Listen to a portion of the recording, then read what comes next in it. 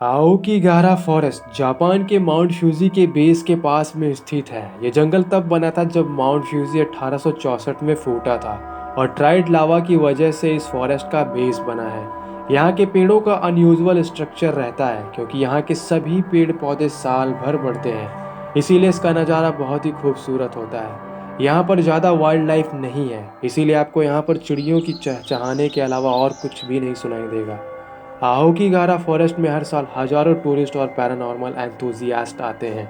Unfortunately यहाँ पर 80% लोग इसलिए आते हैं क्योंकि ये दुनिया की मोस्ट हॉन्टेड प्लेस में से एक है और जापान का नंबर 1 सुसाइड स्पॉट है। इस फॉरेस्ट के एंट्रेंस पर ऐसे साइन बोर्ड्स लगे हैं जो सुसाइड थॉट्स वाले लोगों को अपनी फैमिली और फ्रेंड के बारे में सोचने पर मजबूर करते हैं। इन साइन बोर्ड पर एक सुसाइड प्रिवेंशन नंबर भी मेंशन किया गया है, पर most of the travellers in science को अनदेखा कर देते हैं क्योंकि उनका इंटेंशन बस केवल इस फॉरेस्ट की सुंदरता को निहारने का ही होता है। पर कुछ ऐसे भी ट्रैवलर्स होते हैं जो नॉर्मल रास्तों से हटकर अनजान रास्तों पर चले जाते हैं और इन अनजान रास्तों से जाते समय वो अपने पीछे एक कलर टेप का ट्रेल छोड़ जाते हैं। इन कलर टेप का ट्रेल वो लोग भी बनाते हैं जो इस फॉरेस्ट में सुसाइड करने आते हैं, पर वो लोग अपने सुसाइड के डिसीजन पर श्योर नहीं होते। एक जापानीज जियोलॉजिस्ट हैं जिनका नाम है असुजा हेयानो, जो कि इस फॉरेस्ट को पिछले 30 सालों से स्टडी कर रहे हैं। हेयानो ने एक इंटरव्यू में बताया कि आप कलर टेप के ट्रेल को फॉलो करेंगे तो इसके एंड पर आपको जरूर कुछ ना कुछ मिलेगा।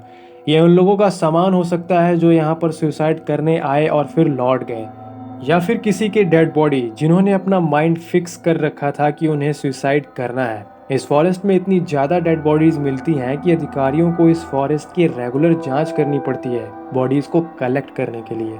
कुछ आंकड़ों के हिसाब से यहाँ पर हर हफ्ते कम से कम 2 डेड बॉडीज मिलती है। वैसे एग्जैक्ट फिगर बताना मुश्किल है क्योंकि अब ये अवेलेबल नहीं है, और तो और कुछ बॉडी को तो कुछ सालों बाद खोजा जाता है। ज़्यादातर लोग यहाँ पर फांसी लगाते हैं या फिर स्लीपिंग पिल्स का ओवरडोज कर लेते हैं। पर आखिर वो कौन लोग हैं जो यहाँ पर सुसाइड करने आते हैं और इसका क्या रीज़न हो सकता है? ज़्यादातर जापानी बिजनेसमैन जिनकी एज 40 से 50 के बीच में आकी गई है, और हर साल ये देखा गया है कि ज़्यादातर सुसाइड मार्च के महीने में ही होते हैं। मार्च के महीने को फाइनेंशियल ईयर का एंड माना जाता है और शायद यही वजह हो सकती है कि बिजनेसमैन लॉस फेल कर रहे होते हैं और इसीलिए वह सुसाइड भी करते हैं। पर सुसाइड करने के लिए आओकीगारा फॉरेस्ट को ही क्यों चुना जाता है? इसके कुछ कारण हो सकते हैं। 1960 में एक जापानीज ऑथर ने एक नोवेल लिखी थी जिसका नाम था the black sea of tree. इस नोवेल की स्टोरी के एंड में 2 प्यार करने वाले आओकीगारा फॉरेस्ट में सुसाइड कर लेते हैं और ये नोवेल इतनी प्रभावित होती है कि कई लोगों ने इस नोवेल के कपल्स की तरह आओकीगारा फॉरेस्ट में सुसाइड करने की कोशिश की है। इसके साथ ही एक कंट्रोवर्शियल बुक पब्लिश की गई 1993 में जिसका नाम था the complete manual of suicide, और यह नोवेल वास्तविकता में आओकीगारा फॉरेस्ट को सुसाइड करने के लिए परफेक्ट जगह बताती है। कुछ लोग हैं जो इस थ्योरी को नकारते हैं, पर इन बुक्स की कॉपीज कुछ डेड बॉडीज के पास पाई गई हैं, जिससे साबित होता है कि इन बुक्स ने उन लोगों की जिंदगी में कुछ न कुछ प्रभाव जरूर डाला है। आओकीगारा फॉरेस्ट में पिछले कुछ दशक से सुसाइड बहुत बढ़ गया है।